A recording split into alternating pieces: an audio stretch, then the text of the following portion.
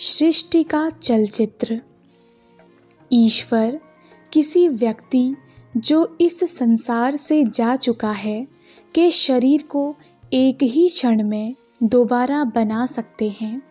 वे चाहते हैं कि हम इसे जानें। वे आपको समझाना चाहते हैं कि यह सृष्टि एक तमाशा है। यदि आप इस तमाशे को गंभीरता से लेंगे तो आप दुखी हो जाएंगे और आप इसे पसंद नहीं करेंगे। आप जीवन को इसके दुख एवं रोग और पीड़ा के साथ सहन नहीं कर पाएंगे। जब कोई वस्तु शरीर को पीड़ा पहुंचाती है तो मैं अपने मन को भ्रूमध्य पर आध्यात्मिक चेतना के स्थान पर लगा देता हूँ। तब मुझे किसी भी पीड़ा का अनुभव नहीं होता, परंतु जब मैं पीड़ा पर केंद्रित होता हूँ तो मैं पीड़ा के भ्रम को अनुभव करता हूँ।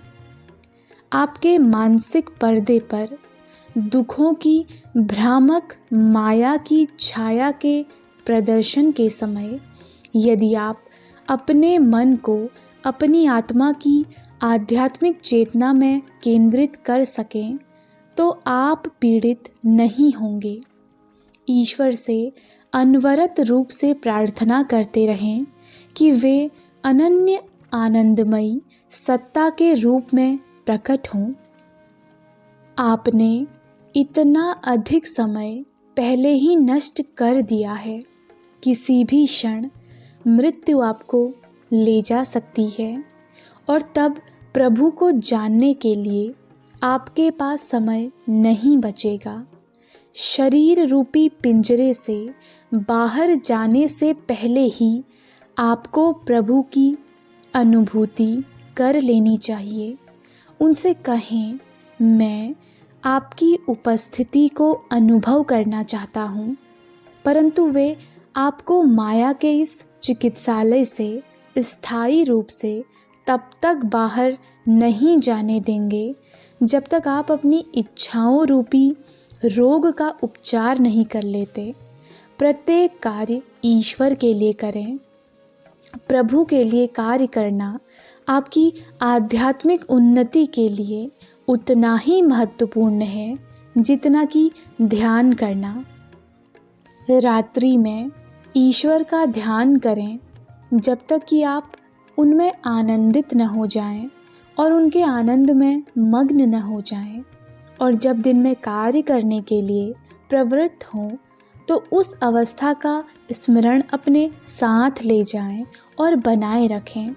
तब आप हर समय ईश्वर के साथ होंगे और आप सदा मुस्कुरा सकेंगे और यह कह सकेंगे, थोड़ा सा दुख अथवा थोड़ा सा सुख या थोड़ी सी शांति मेरी आत्मा में भरे नित्य नवीन आनंद के उस सागर में हलचल नहीं मचा सकते जो मेरी आत्मा को परिपूर्ण किए हुए हैं। माया अर्थात भ्रम पर हंसें।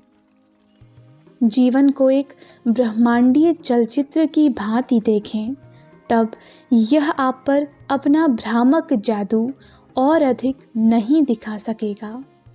ईश आनंद में रहें। जब आप टूटते हुए संसार के विध्वंस के बीच अविचलित खड़े रह सकेंगे, तब आप जानेंगे कि ईश्वर सत्य हैं। वे आपको कष्ट देना नहीं चाहते हैं। उन्होंने आपको अपने प्रतिबिंब में बनाया है।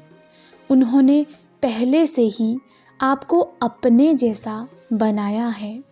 इसे ही आप नहीं समझते क्योंकि आप इतना ही मानते हैं कि आप मानव हैं। आप नहीं जानते कि यह विचार एक भ्रम है। जब आप कैंसर से पीड़ित हैं तो यह कोई परिहास की बात नहीं है।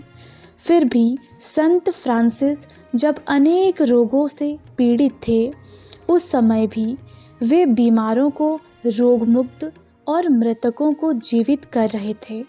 उनके दिव्य आनंद को उनसे अलग नहीं किया जा सका। इसीलिए हर संभव उपाय से ईश्वर को प्राप्त करें।